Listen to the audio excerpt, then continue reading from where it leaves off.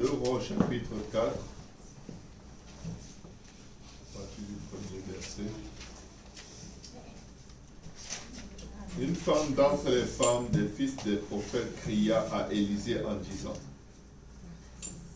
ton serviteur, mon mari, est mort.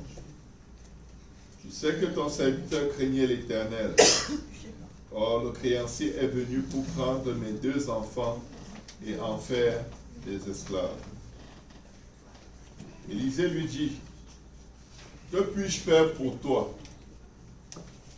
Dis-moi, qu'as-tu à la maison? Elle répondit: ta servante n'a rien du tout à la maison qu'un vase d'huile. Et il dit: va demander au dehors des vases. J'ai tous des voisins, des vases vides, et n'en demande pas un petit nombre. Quand tu seras rentré, tu fermeras la porte sur toi et sur tes enfants. Tu verseras dans tous ces vases et tu mettras de côté ceux qui sont pleins. Alors elle le quitta, elle ferma la porte sur elle et sur ses enfants. Il lui présentait les vases et elle versait. Lorsque les vases furent pleins, elle dit à son fils: présente-moi encore un vase. Mais il lui répondit: il n'y a plus de vase, et l'huile s'arrêta. Elle alla le rapporter à l'homme de Dieu et il dit: va vendre l'huile et paie ta dette, et tu vivras, toi et tes fils, de ce qui restera. Seigneur Dieu, nous prions dans le nom de Jésus. Parle-nous, instruis-nous, ouvre-nous, lave-nous dans ton précieux sang. Crée en nous un cœur pur, renouvelle en nous un esprit bien disposé. Amène-nous dans les profondeurs de ta parole et permets que cette parole puisse bénir nos cœurs et qu'elle porte des fruits qui demeureront jusqu'à la vie éternelle. Au nom de Jésus-Christ. Amen. Vous pouvez vous asseoir. Gloire au nom de Jésus. Amen. Nous bénissons le Seigneur pour son œuvre à Pierrefonds. Amen. Nous bénissons le Seigneur pour sa fidélité, sa grâce. Alléluia. Nous anticipons une grande croissance exponentielle à Pierrefonds. Amen. Nous anticipons une croissance exponentielle. Nous anticipons un mouvement de l'esprit qui va attirer beaucoup de gens dans la maison de Dieu. Amen. Amen. Amen. Dans le passage que nous avons lu, nous avons une femme qui est dans un besoin très très sérieux. La Bible dit une femme d'entre les femmes des fils des prophètes. C'est-à-dire qu'elle était l'épouse du fils d'un prophète. Et son mari était quelqu'un qui servait Dieu. Elle dit à Élisée, la Bible dit d'abord qu'elle a crié à Élisée. Ça veut dire qu'elle était dans un moment de détresse. Les choses n'allaient vraiment pas bien. Amen. Les choses n'allaient pas bien. Amen. Elle dit: ton serviteur, mon mari, est mort. Et tu sais que ton serviteur craignait l'Éternel. Amen. Or, le créancier est venu pour prendre mes 2 enfants et en faire ses esclaves. Ton serviteur craignait l'Éternel. Il est mort, il a laissé des orphelins. Écoutez, toutes les choses, aussi bonnes, aussi mauvaises qu'il y a sur la face de la terre, elles arrivent à tout le monde. Même les gens justes meurent et laissent des orphelins. Même des gens agréables à Dieu peuvent partir et laisser des orphelins. Amen. Amen. Et dans sa situation, regardez ce qui se passe. Il est mort, il a laissé les orphelins et il n'a rien laissé pour ses enfants. Quand on regarde ce passage, le créancier vient et il cible tout ce que la femme a de plus précieux dans la maison. Qu'est-ce qu'elle avait de plus précieux? C'était ses enfants. Amen. Elle a un problème sérieux. Quand le créancier vient, ça veut dire qu'il y a des dettes. Amen. Quand le créancier vient, ça veut dire qu'il y a des dettes. Amen. Ça veut dire qu'il y a un prêt, un emprunt que la famille a fait qui n'est pas remboursé. Et ça s'est accumulé jusqu'à ce que le créancier se dise aujourd'hui quelque chose doit se passer. Ou alors quelque chose va se passer. Je ne peux juste plus attendre. Quand un créancier se pointe, c'est parce qu'une date n'a pas été respectée. Amen. Donc, il vient pour prendre ses 2 enfants, pas pour les garder en attendant qu'elles remboursent, pour en faire des esclaves. C'est-à-dire qu'ils allaient passer leur vie à payer la dette de leurs parents. Amen. C'est très très dangereux de laisser des fardeaux de dette sur les épaules de nos enfants. C'est pourquoi dans la société où on vit, beaucoup se désistent de l'héritage que leurs parents leur donnent. Ils disent, on te demande, est-ce que tu veux l'héritage? Tu ne veux pas, on ne te dit pas ce qu'il y a dans l'héritage. Quand on te pose déjà la question, tu peux dire je ne veux pas, et tu découvres plus tard que c'était considérable. Comme tu peux dire je veux, et tu tombes sur un paquet de dettes, ou les deux mélangés. Élisée lui dit, que puis-je faire pour toi? Écoutez, elle était dans une situation dont Dieu était conscient. C'est pourquoi avant qu'elle ne soit formée dans le sein de sa mère, Dieu avait prévu un miracle pour elle en souvenir des bonnes œuvres de son mari. Amen. Mais qu'est-ce qu'il lui dit? Que puis-je faire pour toi? Dis-moi, qu'as-tu à la maison? Elle répondit, ta servante n'a rien du tout que. C'est un peu contradictoire. Ou tu n'as rien, ou tu as quelque chose. Mais elle voulait dire, ta servante n'a que. Juste, je n'ai que ça.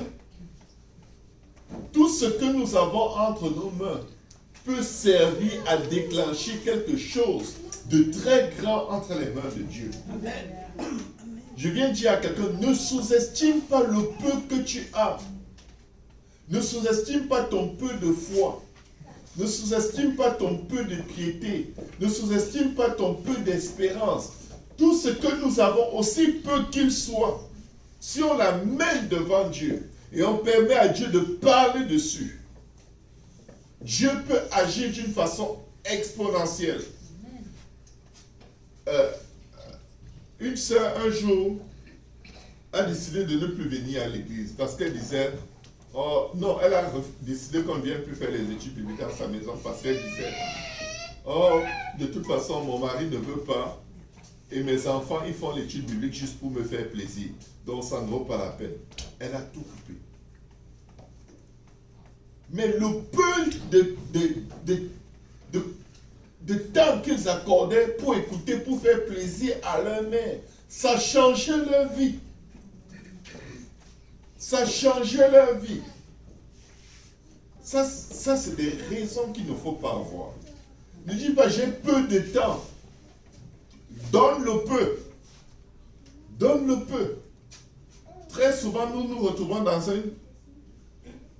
un tourbillon des choses de la vie où on dit, je n'arrive pas à avoir le temps de prier. Mais on est en train de s'insulter soi-même. Tu donnes ton temps à quelqu'un d'autre et tu le déclares haut et fort. Parce que ça veut dire que ton temps va ailleurs. Et ce n'est pas qu'on te le vole, tu le donnes. Amen. Si tu donnes le peu d'énergie et de temps que tu as à rester juste dans la présence de Dieu et à dire, papa, me voici. Vraiment, fais de moi ce que tu veux.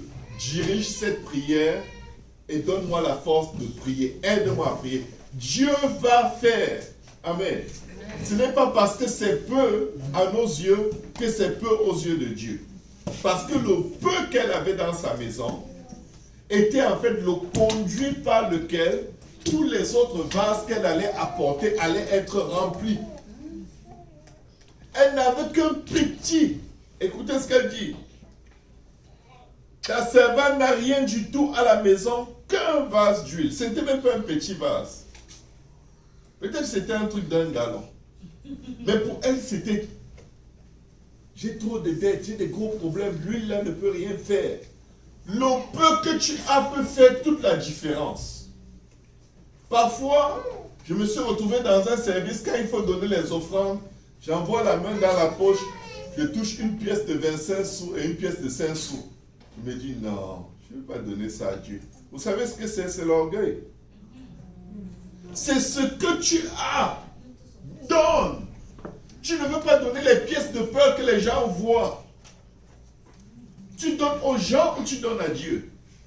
Autant que je me souvienne, la femme qui avait donné dans la Bible et qui a été approuvée par Jésus avait donné le peu qu'elle avait. Mais le peu qu'elle avait, c'était tout ce qu'elle avait. Le peu que tu as, c'est tout ce que tu as et c'est beaucoup devant Dieu. N'appelle pas peu ce que tu as. N'appelle pas ta vie de prière une petite vie de prière. Même si tu t'assois seulement dans l'autobus et que tu prends le temps de dire à Dieu, Seigneur, aide-moi. Seigneur, aide-moi. C'est beaucoup. Parce que c'est Dieu qui va multiplier cela. Celui qui se confie en l'Éternel ne sera point confus. Tu t'es confié en l'Éternel. Et il ne rejette point celui qui vient à lui. Donc ce n'est jamais peu pour Dieu. Pour Dieu, ton geste compte. Si c'est le meilleur que tu puisses donner, il va le prendre. Donne-le avec un cœur sincère. Ne le sous-estime pas. Parce que c'est peut-être le dernier élément qu'il fallait pour laisser aller pour que la bénédiction rentre. Amen. C'est peut-être le dernier élément qu'il fallait donner à Dieu pour que Dieu puisse faire de la place pour te bénir. Que puis-je faire pour toi? Dis-moi. Écoute. Que puis-je faire pour toi? Si Dieu te demande aujourd'hui, que puis-je faire pour toi? Et il te demande, qu'as-tu à la maison? Tu peux penser à ton mari qui ne vient pas à l'église, à tes enfants qui ne viennent pas à l'église. Ils sont à la maison. Ils sont un vase. Ils sont un potentiel. Alléluia. Amen. Ils sont un potentiel. Si tu veux toucher à tes finances, hey, tu as quelque chose que tu peux donner à Dieu. Ne dis pas c'est trop peu. Ça ne fera. Certains disent, c'est comme une goutte d'eau dans la mer.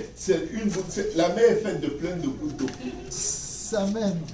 Si on enlève toutes les gouttes d'eau qu'il y a dans la mer, vous savez ce qui va rester? Rien. Pour être millionnaire, ça commence par une pièce comme ça. Si quelqu'un a 1 million, tu enlèves 1 sou, est-ce qu'il est encore millionnaire? Non. Bon. Tu peux changer la vie d'un millionnaire et il perd son statut de millionnaire en lui enlevant juste 1 sou. Mais devinez quoi, les gens jettent les sous. Parce que là-bas, même les commerces ne les prennent plus. Amen. Amen. Mais c'est les sous qui font les millions.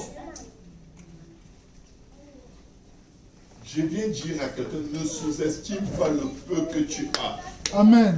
Le créancier est venu prendre ses enfants. Amen. Et le prophète lui demande, qu'as-tu à la maison?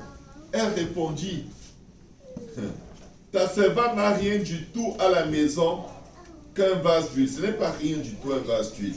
Et il dit, écoutez maintenant, va demander au dehors des vases chez tes voisins. Il est en train de dire, ce que tu simplifies là, va prendre chez tous tes voisins la même chose.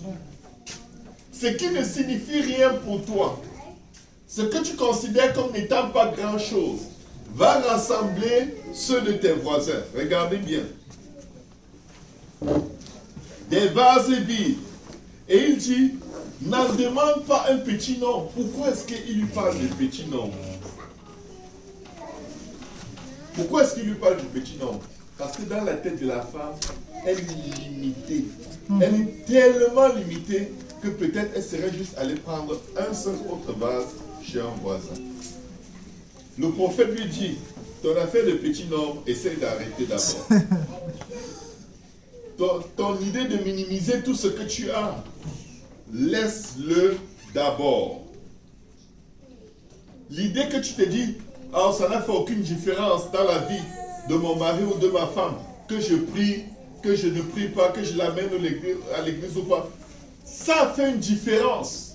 Cette différence est énorme. Amen. Et c'est quand ça va se multiplier que tu vas réaliser, ah, c'était tel jour où je me suis dit que ça ne faisait aucune différence. Ça fait une différence profonde, forte. Et c'est en train de germer entre les mains du Seigneur et bientôt tu vas voir les fruits. Amen. Amen. Nom de Jésus. Je me rappelle le nombre d'années où Brunia est venue à l'église avant de se faire baptiser. Le nombre d'années. C'est comme, à un moment tu te dis, bah, elle vient seulement pour faire plaisir. Non. Faites bien attention. Même si elle venait par obéissance, elle est donnée maintenant. Parce que la parole de Dieu n'a pas arrêté de porter des fruits. Amen. Amen. Amen. Amen. Tu vas dire, peut-être j'ai dit à mon voisin depuis qu'on se connaît, je lui ai juste dit Jésus t'aime. Je n'ai jamais réussi à lui prêcher l'évangile. Ce n'est pas peu de choses. Amen. Amen. Ce n'est pas peu. Ce n'est pas peu. Oh, j'ai juste dit à mes collègues que je suis chrétienne et j'ai peur de lui parler. Le fait que tu lui aies dit que tu es chrétien n'est pas peu de choses. Amen. Qu'est-ce qu'on veut comprendre aujourd'hui? Ne minimisez rien. Amen. Tout ce que vous avez vous vient de Dieu. C'est des dons de Dieu. Et Dieu n'est pas quelqu'un qui plante et ça ne produit pas. Tout ce que Dieu a planté dans nos vies va multiplier. Amen. Nom de Jésus. C'est forcé. Parce que c'est lui qui arrosera et c'est lui qui fera grandir. Jésus. Amen. Et même s'il utilise des hommes pour planter, d'autres hommes pour arroser, à la fin, c'est Dieu qui fait grandir. Amen. Amen. Amen. On va se dire, elle avait un vase d'huile, probablement de l'huile d'olive. Et l'huile d'olive est chère. L'huile d'olive a toujours été chère. C'est une huile précieuse. Il lui dit, va demander des vases chez tes voisins. Le peu que tu as, va identifier chez tout le monde autour de toi ceux qui ont aussi peu que toi. Parce que toi, tu as la parole d'un prophète de Dieu. Mais eux, ils ne l'ont pas. Toi, tu as le souvenir devant Dieu de tes offrandes ou des offrandes de peu importe qui dans ta vie, dans ta maison ou de toi-même. Les autres ne l'ont pas. Donc pendant que tu pries pour ton besoin, le Seigneur essaye de dire, en te souvenant du besoin des autres, tu vas multiplier pour toi-même. Amen. Parce que je ne crois pas qu'elle a pris les vases chez ses voisins, c'était plein d'huile, et elle est juste restée là et dit, les voisins, quand les vases seront vides, je vous les ramène. Ça ne se faisait pas. Ce n'était pas de leur culture. Amen. Amen. Mais je vais vous dire une chose. Cette dame aurait pu demander à toute la ville de lui donner des vases. Mais elle était tellement habituée à peu. Et le prophète lui dit, n'en prends pas peu. Mais elle a juste peut-être pris chez les voisins les plus proches. Ton besoin est le même besoin que dans des maisons de dizaines de milliers de personnes. Amen. C'est vrai.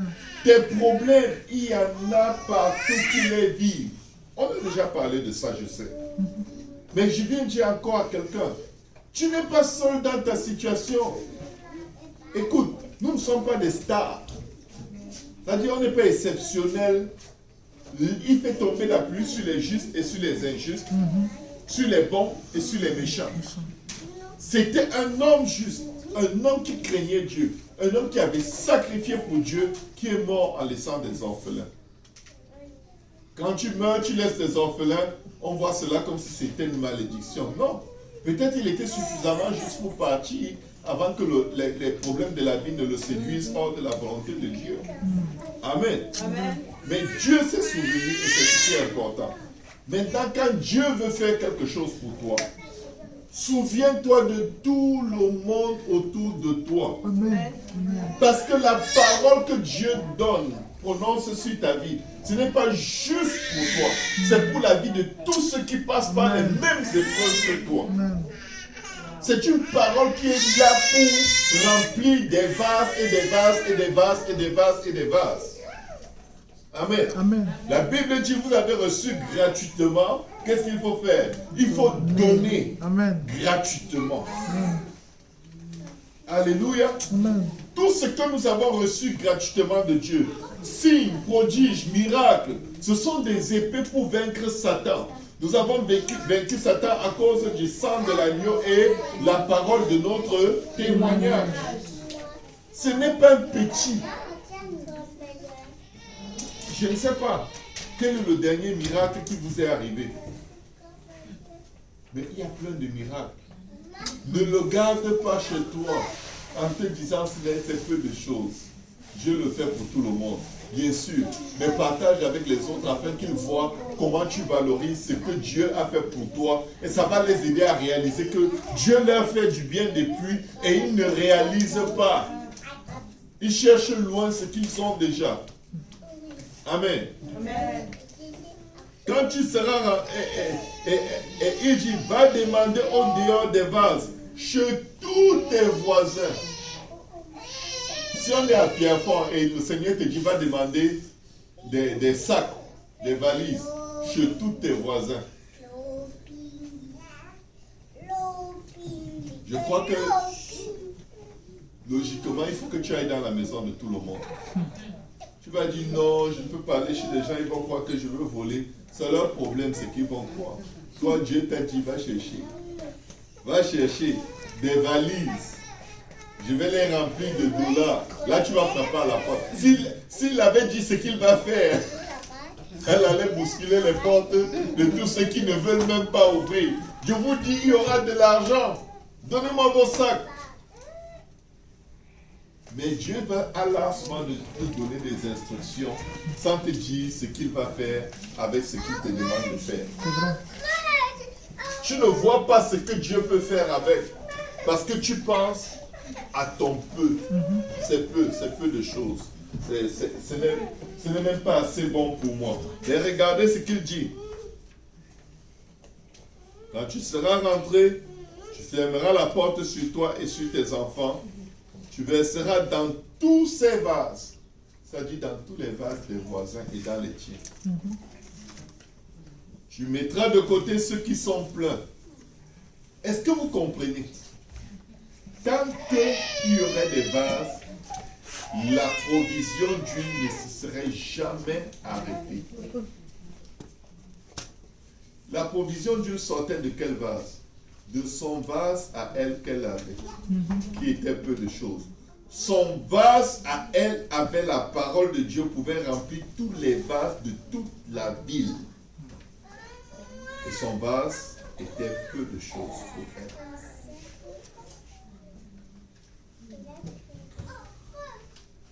Maman Judith, si tu vas au travail étant dans un autobus, dis seulement, Seigneur Jésus, sauve tous les passagers de cet autobus. Amen. Ne sous-estime pas cela. Une fois, va te dire, mais non, il faut d'abord les délier, il faut d'abord faire le combat spirituel, il faut les évangéliser. Non, ce n'est pas vrai. Tu n'es pas capable de le faire en ce moment-là. Ça veut dire que ce que tu peux faire, c'est ce qu'il faut faire. Alléluia. Souvent, tu veux passer à un autre niveau avec le Seigneur. Et tu as du mal à jeûner. Et tu sens qu'il faut jeûner. Et là, tu entends une voix qui te dit, si tu ne gênes pas 7 jours, ça me sert. C'est faux. Fais la quantité que tu peux. Il y a des gens, dès qu'on leur dit jeûne, après 1 heure de temps, ils commencent à avoir des vertiges et à chercher un endroit pour s'asseoir. Parce que l'idée, juste l'idée, enlève toute l'énergie. Tu sais quoi? Jeûne 1 heure. Fais ce que tu peux. Non, moi je me souviens d'une époque de ma vie, dès que j'entendais le mot jeûne, je commence à courir, à manger rapidement. Avant d'avoir la conviction. Ma conviction venait quand mon ventre est plein jusqu'à ce que j'ai mal. que bon là je dois jeûner. Et ça ne marche pas. Ça ne marche pas parce que 2-3 heures de temps après, tu auras de la place dans le ventre. Tu vas dire, oh non, je commence demain. Demain, tu vas dire, oh non, je n'ai pas bien dormi. Je suis trop fatigué, je commence demain. Et ça ne finit pas. Un an passe. Écoutez, on est tous passés par là. Mais il faut comprendre une chose. Ce que nous faisons pour Dieu, ce n'est pas pour impressionner Dieu. Amen. Nous offrons nos vies à Dieu comme un sacrifice vivant. Nous offrons autant que nous pouvons. Nous faisons autant que nous pouvons, mais aspirons à faire plus. Cette dame aurait pu sauver toute la ville. Toutes les familles qui ont des enfants qui seront pris par le même créancier en esclavage auraient pu sortir de leurs problèmes si elle avait pris tous les vases de la ville. Le prophète n'allait pas refuser. De toute façon, il lui avait dit d'aller chercher partout. Dans la version anglaise, c'est partout. Ce n'était pas juste les voisins. Mais la version anglaise de ce verset te dit partout. Et la version anglaise te précise, mais même dans la version française, n'en demande pas un petit nombre. Ça veut dire qu'autant que tu crois que Dieu peut faire, il va le faire. Tu as peu, mais si tu penses qu'il peut remplir un autobus avec ce peu, il va le faire. Comme Jésus disait, qu'il te soit fait selon ta foi. Tout dépend maintenant de toi. Tout dépend de nous. Dieu n'a pas peur de nous donner. Il dit, vous demanderez et vous recevrez afin que votre joie soit parfaite. Est-ce que vous avez déjà vu quand vous donnez quelque chose à un enfant est content, mais vous êtes plus content que l'enfant. Mais Dieu veut nous donner. Dieu désire nous donner. Dieu désire tellement nous donner. Mais quand nous voulons croire en Dieu, nous croyons selon nos circonstances. Alors que nous devons croire selon sa parole. Mes frères, mes sœurs, nous avons un potentiel de bénédiction. Nous avons un potentiel de miracle.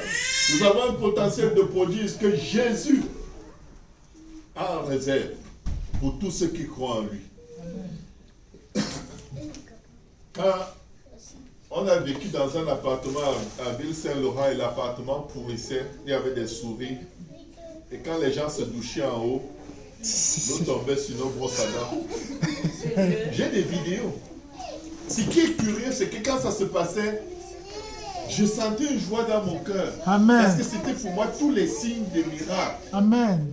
Ça là pour moi c'était le miracle. Dieu va faire un miracle. Amen. Parce que c'était trop. Tu ne sais même pas quelle eau. Qu'est-ce qu'il est en train de laver à la douche. Tu sais, les douches sont positionnées au-dessus des douches. Quand les gens se lavaient, c'est sur nos brosses à dents, dans notre toilette en bas, que les déchets tombaient. Les déchets du plafond et les déchets de l'eau qui sort de leur corps. Quand ils lavaient les machines à laver étaient interdites dans l'immeuble. Mais quand ils lavaient les vêtements, et ça flashait l'eau dans les conduits, puisque ce n'est pas prévu pour les machines, la pression faisait que l'eau de leurs habits ressortait dans l'évier à la cuisine. Tu vois une eau noire, tu te demandes qu'est-ce qu'on est en train de laver, ça sort, wow, ça remplit ton évier, ça couvre toutes tes assiettes, ça se verse par terre. Gloire à Dieu. Ça c'est des bons signes. Amen. Quand c'est arrivé, j'ai dit c'est sûr qu'on va acheter une maison. Amen. Ça faisait 10 mois qu'on était au Canada. Aucune carte de crédit. Paumé comme les souris qui étaient dans notre maison. Mais j'ai su. Quand tu touches le fond, il n'y a pas plus bas que ça. Amen. Tu ne peux que remonter. Amen. Amen. J'ai su. Je vous le dis. On a acheté une maison sans savoir quand est-ce que ça s'est passé. Pas de dossier de crédit, rien. On n'avait même pas la mise de fonds. En une semaine, presque 10 jours, on s'est retrouvé avec 17 000 $ que des bonnes volontés données à gauche, à droite. Quand vous aurez remboursé, quand vous aurez... À l'église, il y a au moins 2 familles qui se sont senties poussées comme ça. Ils ont donné. L'argent a commencé à venir de partout, mais c'était des dettes. Tu ne peux pas trop te réjouir des dettes. Mais je vais vous raconter quelques événements qui se sont passés. Pour moi, comme on était, je venais de faire presque 6 mois sans travailler et on venait de tomber à l'aide sociale. Dès qu'on est sorti de l'aide sociale, quand Belle m'a appelé en octobre 2010, les choses ont commencé à se compliquer dans la maison. Et là, on s'est dit, en fin d'année, le propriétaire nous envoie la lettre pour qu'on prolonge le bail. Et il veut augmenter le loyer. Alors que la maison est pourrie, il veut augmenter le loyer. On lui dit non.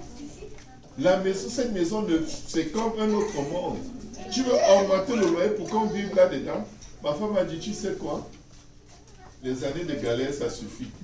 On achète notre maison. Amen. J'ai éclaté de rire. Parce que acheter une maison avec quoi? Oh Seigneur.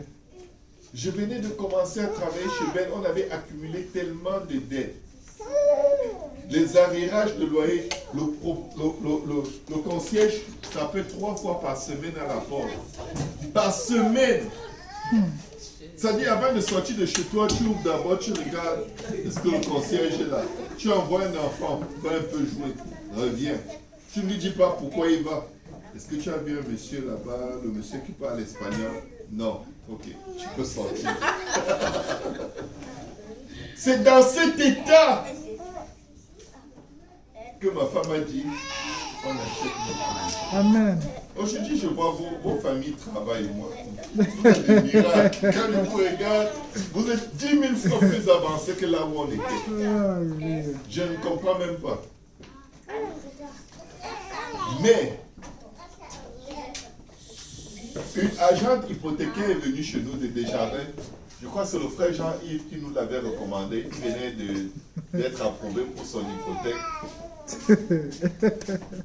Elle nous demande, est-ce que vous avez une carte de crédit? Non. Est-ce que vous avez combien dans votre compte? On était mercredi. Normalement, on devait me donner ma paye vendredi. C'était $300, 350 par semaine. 350 par semaine, mon loyer était 700 et quelques. Je lui dis prophétiquement 300. Genre, il n'y a rien, mais bon, dans 2 jours, il y aura, donc c'est pas grave, il y a. Amen. Jésus. Elle demande, vous avez des RIER? On lui demande que RIER? C'est quoi les RIER? Elle dit, vous ne connaissez pas les RIER? On dit RIER? On se regarde. Et quand ma femme et moi on est dépassés, quand on se regarde, ça va juste te faire rire parce que tu sens qu'on est perdu complètement. On ne savait pas ce que c'est que les RIER.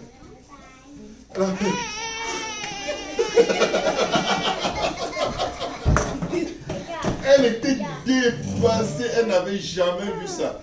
Un niveau d'ignorance tellement élevé, une pauvreté tellement profonde. Elle dit, c'est pas grave, ça va aller. Je vous dis, quand Dieu envoie quelqu'un vous bénir, la personne peut paraître, ne même pas connaître Dieu, mais la personne va être juste comme un ange de Dieu. Amen. Amen. Cette dame a cru en nous. Elle a cru en nous plus que nous-mêmes. Et c'était nous les croyants. Elle me dit, est-ce que tu peux obtenir un papier de ton propriétaire disant que tu payes régulièrement ton loyer? Je l'ai regardé. J'ai dit, oui.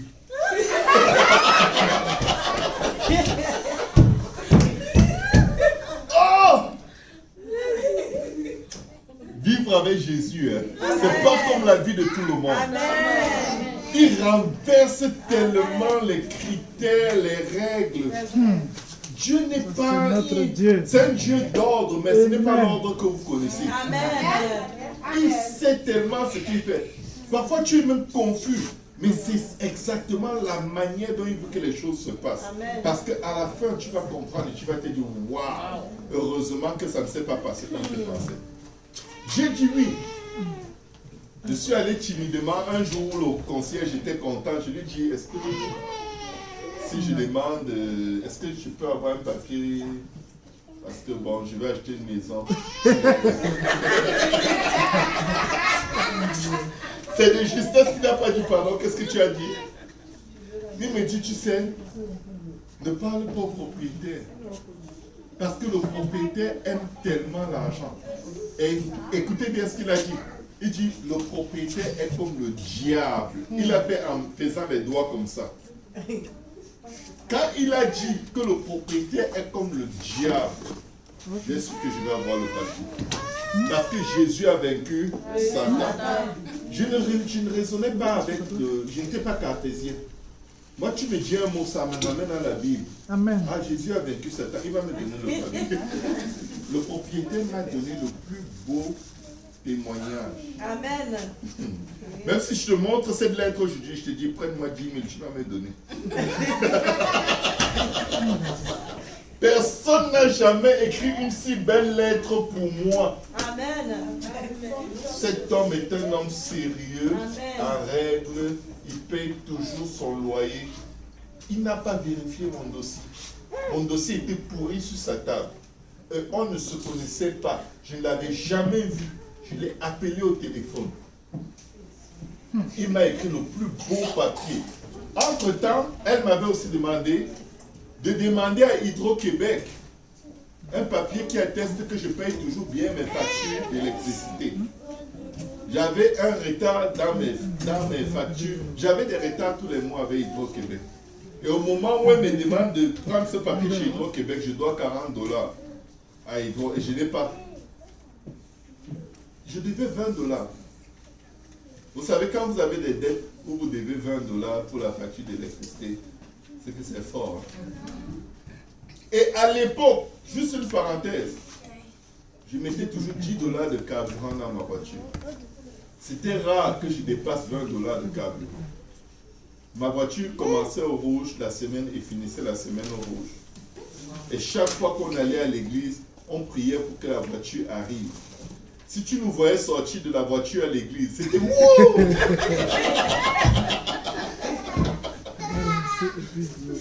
Les gens venaient à l'église, ils sont là, oh, sérieux. Nous, on était comme, ouais, on n'a plus. La voiture ne nous a pas lâchés. On avait un zèle. On était vraiment en feu. Parce que chaque déplacement, c'était un miracle. On connaissait toutes les banques alimentaires de Saint-Laurent. Les banques où tu payes 3 $, on te donne juste les boîtes de conserve. D'autres 5 $, on va te donner un peu de vin. On les maîtrisait. Et devinez quoi? Tous les frères venaient manger chez nous. Presque 2-3 fois par jour avec le frère Yannick et toute sa gang. Il y avait à manger dans la maison comme pas possible. Et on avait à manger solide. J'appelle dans Hydro-Québec, ils me disent, tu nous dois de l'argent, comment on va te donner un papier?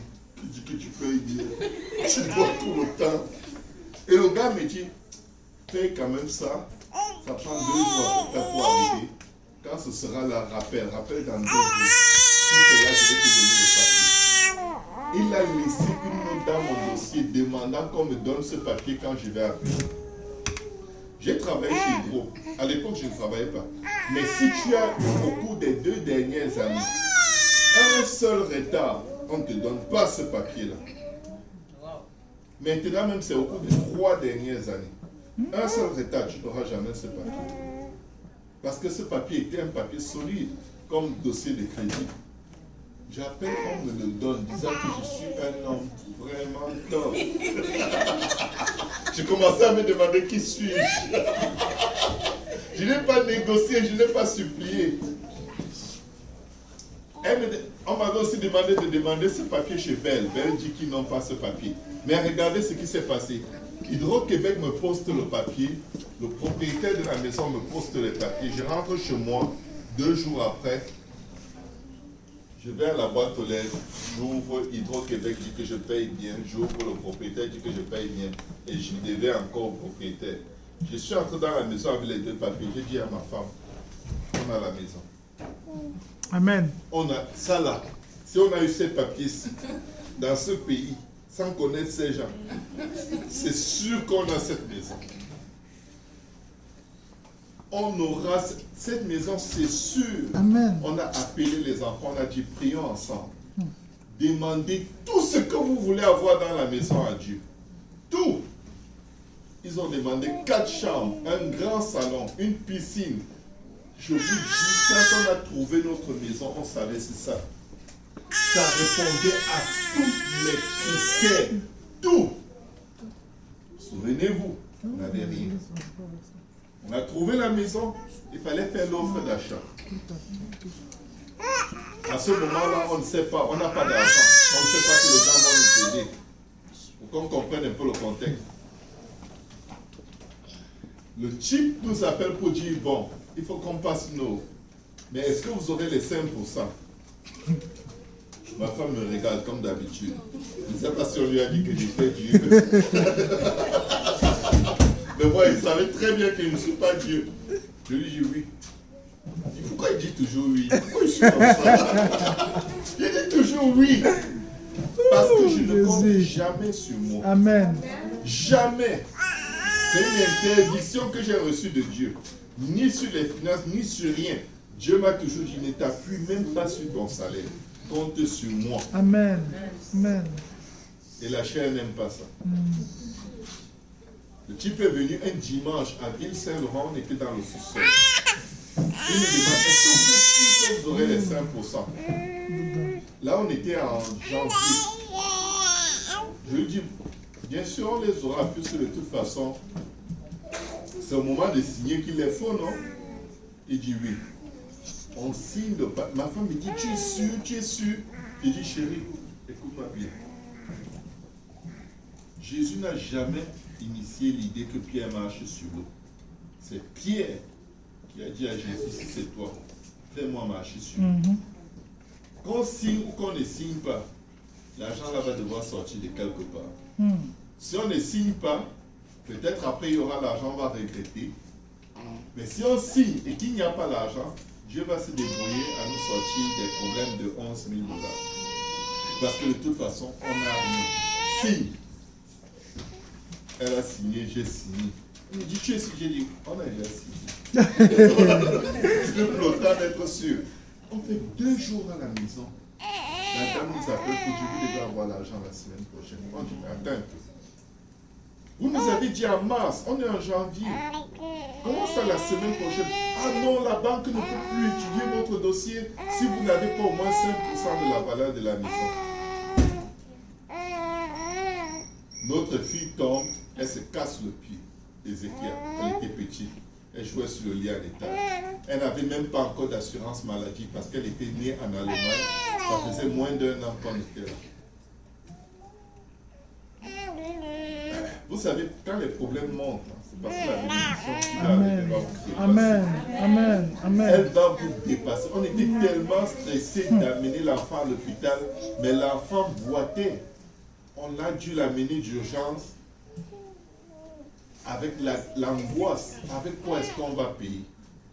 Et ne voulant pas demander de l'aide à qui que ce soit, j'ai dit à ma femme, écoute, je ne sais pas comment on va faire, mais je ne peux pas emprunter de l'argent. Je ne veux pas commencer à me tourner. Et là, elle a appelé une amie à nous, sans me dire, pour avoir 600 $, parce qu'on disait que ça va coûter au moins. Je ne sais même pas qui nous disait toutes ces choses. Il y a des gens, parfois quand tu souffres, ils viennent seulement te montrer que ta souffrance là, c'est la mort. Ce n'était pas la mort, c'était la bénédiction. Amen. La mime nous appelle, j'arrive chez elle, je lui dis, regarde, moi au moins je suis avec ma femme, tu es seul avec tes enfants. Comment tu fais pour vivre? Comment est-ce que je vais venir emprunter d'une femme seule comme toi? Je n'ai pas le cœur à faire ça. Dis-moi d'abord, où est-ce que tu prends cet argent que tu veux nous prêter pour amener l'enfant à l'hôpital? Elle dit, en fait, j'ai une mise à disposition par ma banque d'environ 5 000. Je peux utiliser comme je le veux et je remets. Quand elle a dit 5 000, j'ai pensé au coup de fil qu'on nous a donné pour la maison. J'ai dit ok, bon en fait, j'ai même un autre problème à te soulever. J'ai commencé à négocier, prête-moi tout cet argent, prêt, on va te rembourser. En passant, le gouvernement nous avait coupé toutes les prestations des enfants. Tout. Ça faisait plusieurs mois qu'on ne les recevait pas. Tout. On ne recevait rien parce qu'on n'avait pas fait notre déclaration d'impôt. Et quand ils coupent, hein, c'est 6 mois. Quand ils coupent là, en tout cas, si tu dépends de ça, tu t'en souviendras longtemps. Ils avaient tout coupé. Voilà comment je lui dis, regarde, le gouvernement nous a coupé les prestations. Quand on aura, on va te rembourser. Elle dit, bon, je vais t'avancer 2500. Va te battre. Si tu trouves quelqu'un pour t'aider à compléter le montant dont tu as besoin, c'est bon. Mais si ça ne va pas, appelle-moi. 2 jours après, je l'appelle, j'ai dit, regarde, j'ai trouvé, tel m'a donné 3 000, tel m'a donné, mais ça ne suffit pas. Je ne sais pas avec qui elle a parlé, finalement, elle a mis tous les 5 000 à ma disposition. Juste pour dire ceci, on s'est retrouvés au mois de début mars. On était arrivé au Canada en avril 2010. En mars, on était assis dans notre propre maison, sans aucun meuble, sans lit, sans rien. En fait, on a été propulsé dans une autre vie. Amen, c'est ça. Parce qu'on a osé croire que Dieu peut. Amen. Dieu nous a forcés à croire. Amen. Parce que quand on cherchait des loyers, de toute façon, ma femme avait dit qu'elle ne veut plus jamais louer. Et moi, je lui disais, ok, je vais chercher une maison à acheter, mais en cachette, j'allais chercher une maison à louer. Et j'arrivais dans les maisons à louer qui coûtaient à peu près $1000, mais plus pourries encore. Je suis arrivé une fois dans une maison totalement rénovée, belle. Écoutez bien, je visitais, je disais, waouh, c'est beau, il y aura plus d'espace pour les enfants. J'entre dans une chambre, le toit était ouvert comme là derrière. L'eau coulait. J'ai dit, oh, encore l'eau qui coule. Non. Et en plus, beaucoup plus cher. Et là, je me suis dit, comment moi, un chrétien apostolique, j'ai une femme qui a plus de foi que moi. Ça, c'est pas normal. Je vais croire avec elle qu'on aura notre nom. Amen. Et ce jour-là, j'ai dit, plus jamais. Je dois être un modèle de la foi pour ma femme. Amen. Pas être un gars qui est derrière, qu'elle tire, croit, ça croit. Et je vais la fatiguer. Donc voilà comment on s'est retrouvés dans notre maison. Et je vais juste pour terminer ce témoignage. En moins de 7 mois, on avait remboursé presque $21 000 de dettes. Souvenez-vous, on était paumés. Je travaillais comme adjoint administratif. Ça faisait 2 semaines quand on s'est lancé dans le projet. Je touchais $17 de l'heure. On s'est retrouvé à payer 17 000. Comment tu payes $17 000 21 000 $ de dette en 7 mois. Tout ce que le gouvernement bloquait, ils ont renvoyé. On a payé une partie. Le gouvernement décide de nous donner les prestations de cet enfant qui n'avait pas encore sa résidence permanente rétroactivement à la date de sa naissance. Ils nous ont 25 000 $. Il y a de ces choses que Dieu a en réserve pour nous, on n'a aucune idée. Amen. Juste ces 2 mouvements, ça nous menait déjà presque à 18 000 $. Tout ça est arrivé en une seule fois. Amen. Vraiment, pauvres de nous quand nous ne nous sommes pas demandés. Pauvre de nous quand nous ne faisons pas le pas de la foi parce que quand on regarde, non, j'ai trop de problèmes. Et alors, tu as un Dieu qui a trop de solutions. Tu as un Dieu qui est capable. Tu as un Dieu qui est plus grand que tes problèmes. Ce n'est pas tes problèmes qui t'ont crié. Tu es gravé dans les mains de ton Dieu. Il te tient. Et tu ne vas pas couler comme tu penses que tu peux couler quand tu n'as pas. Il est Dieu, on va dire. Le Dieu qui pourvoit. Est-ce qu'on peut se lever? On va prier. Les limites de Dieu dans nos vies sont celles que nous lui imposons.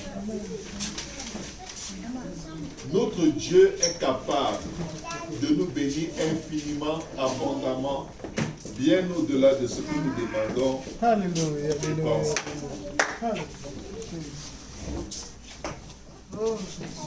Alléluia. Dieu est capable. Notre Dieu là. Ah, ou on croit en Dieu ou on croit en un homme.